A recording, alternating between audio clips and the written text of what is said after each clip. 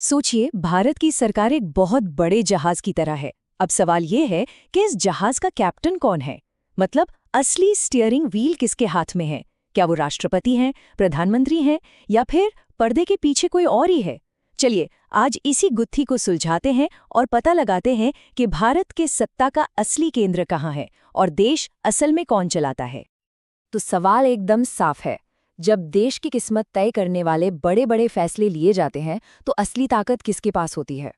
देखिए, ये सवाल सिर्फ एक पहेली नहीं है, बल्कि ये हमें भारतीय लोकतंत्र के दिल की धड़कन तक ले जाएगा। तो चलिए इस खोज को शुरू करते हैं। भारत की शासन प्रणाली को समझने की शुरुआत होती है इसकी संसदीय व्यवस्था से। और यहाँ एक बहुत दिलचस्प बात है, हमारे यहाँ सत्ता का सिर्फ एक नहीं बल्कि दो केंद्र हैं। एक आप कह सकते हैं नाम का, और दूसरा काम का। इसे समझने का एक आसान तरीका है। देखिए, एक तरफ है हमारे राष्ट्रपति। वो राष्ट्र के डी ज्यूरे हेड हैं, मतलब कानूनी तौर पर मुखिया। देश के सारे काम, सारे कानून उन्हीं के नाम पर बनते हैं। लेकिन ये भूमिका ज्यादातर औपचारिक है। और फिर दूसरी तरफ आते हैं प्रधानमंत्री। ये हैं डी फैक्टो हेड, यानी कि वास्तविक प्रमुख। असली पावर, बड़े फैसले लेने की ताकत और सरकार चलाने की जो असल जिम्मेदारी है, वो सब इन्हीं के पास होती है। तो अब जब ये साफ हो गया है कि असली शक्ति प्रधानमंत्री के पास है, तो क्या वो सारे फैसले अकेले ही लेते हैं? जी नहीं, बिल्कुल नहीं। वो एक बहुत बड़ी और शक्तिशाली टीम के कप्तान हैं, जिसे हम मंत्री परिषद या काउंसिल ऑफ मिनिस्टर्स के नाम से जानते हैं। हमारे संविधान का आर्टिकल 74 कहता है कि राष्ट्रपति की सहायता और सलाह के लिए प्रधानमंत्री के नेतृत्व में एक मंत्रिमंडल होगी। अब सुनने में तो ये एक सलाहकार की भूमिका लगती है ना? लेकिन असल में यही हमारी पूरी राजनीतिक प्रशासनिक व्यवस्था की असली एग्जीक्यूटिव अथॉरिटी है। पर यह टीम कितनी बड़ी हो सकती है? क्या इसकी कोई लिमिट है? हाँ है। साल 2003 में 91वें संविधान संशोधन के बाद इस पर एक सीमा तय कर दी गई। ये जो 15% का आंकड़ा है, ये बताता है कि मंत्रियों की कुल संख्या लोकसभा की कुल ताकत के 15% से ज्यादा नहीं हो सकती। ऐसा इसलिए किया गया ताकि सरकारें बहुत ज्यादा बड़ी और खर्चीली ना बन जाएं। अब इस बड़ी सी मंत्रिपरिषद के अंदर भी आप कह सकते हैं 3 लेवल होते हैं। सबसे ऊपर होते हैं कैबिनेट मंत्री, फिर आते हैं राज्य मंत्री और आखिर में उप मंत्री। लेकिन यहीं से कहानी और भी दिलचस्प हो जाती है, क्योंकि इस पूरी टीम में हर कोई बराबर ताकतवर नहीं है। असली शक्ति तो कुछ चुनिंदा हाथों में ही सिमटी हुई है। और अब हम अपनी खोज के बिल्कुल केंद्र में पहुंच गए हैं।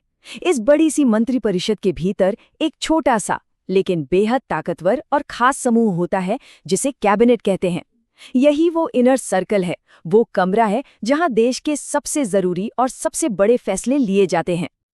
अगर मंत्रिपरिषद को एक बड़ा सा पहिया माने, तो कैबिनेट उसका नाभिक या न्यूक्लियस है। वो केंद्र जिसके चारों ओर बाकी सब कुछ घूमता है। यही भारतीय सरकार में नीति निर्माण और निर्णय लेने वाली सबसे बड़ी संस्था है। असली पावर सेंटर यही है। जरा इस अंतर को देखिए, कितना बड़ा है। एक तरफ है 70 से 80 मंत्रियों वाली विशाल मंत्रिपरिषद, तो दूसरी तरफ है सिर्फ 15 से 20 सबसे सीनियर मंत्रियों वाली छोटी और फुर्तीली कैबिनेट। कैबिनेट की बैठक लगभग हर हफ्ते होती है, जबकि पूरी मंत्रिपरिषद की बैठक तो शायद ही कभी एक साथ होती है। ये साफ दिखाता है कि कैसे आकार में छोटा होने के बावजूद कैबिनेट ही असल में सरकार का इंजन है। ठीक है, तो हमने शक्ति के केंद्र को तो ढूंढ लिया, पर ये कैबिनेट अपनी इस ताकत का इस्तेमाल करती कैसे है? इसे समझने के लिए हमें उस गोंद को देखना होगा जो इस पूरी व्यवस्था को एक साथ चिपकाए रखती है। ये कुछ बहुत ही बुनियादी सिद्धांतों पर काम करती है। और वो सबसे जरूरी सिद्धांत है कलेक्टिव रिस्पॉन्सिबिलिटी, यानी सामूहिक जिम्मेदारी। आप कह सकते हैं कि ये संसदीय लोकतंत्र की आत्मा है। इसका एक सीधा सा मतलब है, या तो सब साथ तैरेंगे या फिर सब साथ डूबेंगे। पूरी की पूरी सरकार एक टीम की तरह काम करती है। इसे इस तरह समझिए, मान लीजिए कैबिनेट ने एक फैसला लिया। अब हर मंत्री को, चाहे वो निजी तौर पर उस फैसले से सहमत हो या न हो, बाहर सबके सामने उसका बचाव करना ही पड़ेगा। और अगर कभी लोकसभा में सरकार के खिलाफ अविश्वास प्रस्ताव पास हो जाता है, तो किसी एक मंत्री को नहीं, बल्कि पूरी की पूरी सरकार को इस्तीफा देना पड़ता है। यही जिम्मेदारी सत्ता को जवाबदेह बनाती है। जाहिर है, इतने बड़े देश को चलाना कोई बच्चों का खेल तो है नहीं। तो सवाल उठता है कि कैबिनेट इतने सारे मुश्किल मुद्दों को संभालती कैसे है। इसका जवाब छिपा है कैबिनेट समितियों में, जो सरकार का असली इंजन रूम है। ये जो समितियां होती हैं, ये किसी भी नीति पर बहुत गहराई से विचार विमर्श और छानबीन करती हैं, इससे पहले कि वो अंतिम फैसले के लिए पूरी कैबिनेट के सामने आएं। ज्यादातर समितियों के अध्यक्ष खुद प्रधानमंत्री होते हैं। ये समितियां एक तरह से ये पक्का करती हैं कि फैसले ठोस जानकारी और पूरी तैयारी के साथ लिए जाएं, जिससे सरकार और भी कुशलता से काम कर पाती है। तो हमारी पूरी पड़ताल का सार क्या निकलता है? सार यही है कि भारतीय राजनीतिक व्यवस्था का असली पावर हाउस कोई एक अकेला व्यक्ति नहीं है, बल्कि वो चुनिंदा और एकजुट समूह है, जिसे हम कैबिनेट कहते हैं।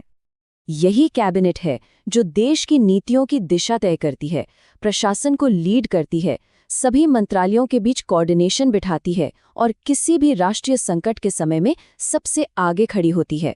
अगर संक्षेप में कहें तो सरकार का रिमोट कंट्रोल कैबिनेट के ही हाथ में होता है।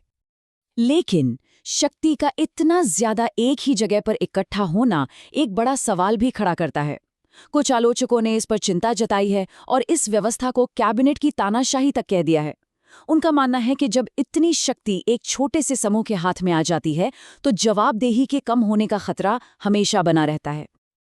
और यही वो सवाल है जिसके साथ हम आज की ये चर्चा समाप्त करते हैं। क्या कैबिनेट देश को चलाने के लिए लोकतंत्र का एक जरूरी इंजन है, या फिर इसकी असीम शक्ति इसे लोकतंत्र का स्वामी बना देती है?